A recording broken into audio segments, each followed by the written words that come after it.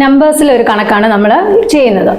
ഒരു സംഖ്യയെ 24 കൊണ്ട് ഹരിക്കുമ്പോൾ 20 ശിഷ്ടം വരും എങ്കിൽ അതേ സംഖ്യയെ 8 കൊണ്ട് ഹരിക്കുമ്പോഴുള്ള ശിഷ്ടം എത്ര?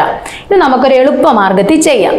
അപ്പം ഒരു സംഖ്യയെ എത്ര കൊണ്ട് ഹരിക്കുമ്പോഴെന്നാ പറയുന്നത്? 24 കൊണ്ട് ഹരിക്കുമ്പോൾ 20 ശിഷ്ടം വരും. അപ്പം ആദ്യത്തെ സംഖ്യയെ 24 കൊണ്ട് ഹരിക്കുമ്പോൾ എത്ര ശിഷ്ടം വരും? 20 ശിഷ്ടം വരും. എങ്കിൽ അതേ സംഖ്യയെ 8 കൊണ്ട് ഹരിക്കുക. 8 കൊണ്ട് ഹരിക്കുമ്പോഴുള്ള ശിഷ്ടമാണ് നമ്മൾ കണ്ടുപിടിക്കേണ്ടത്. അപ്പം അത് നമ്മൾ കണ്ടുപിടിക്കണം. അതിന് ഒരു എളുപ്പമാർഗമുണ്ട്. ആദ്യം വന്ന ശിഷ്ടം ഉണ്ടല്ലോ, ആദ്യം 24 കൊണ്ട് ഹരിച്ചപ്പോൾ കിട്ടിയ ശിഷ്ടം, ആ ശിഷ്ടത്തെ നമുക്ക് പിന്നീട് ഹരിക്കാൻ പറഞ്ഞ എങ്കിൽ അതേ സംഖ്യയെ 8 കൊണ്ട് ഹരിക്കാൻ പറഞ്ഞല്ലോ, ആ 8 വെച്ച് നമ്മൾ ഹരിക്കുക. ഹരിക്കുമ്പം 2 8 16. അപ്പം ശിഷ്ടം എത്ര വന്നു? 4. ആ 4 ആയിരിക്കും ഇവിടുത്തെ ആൻസർ. എളുപ്പമാർഗം.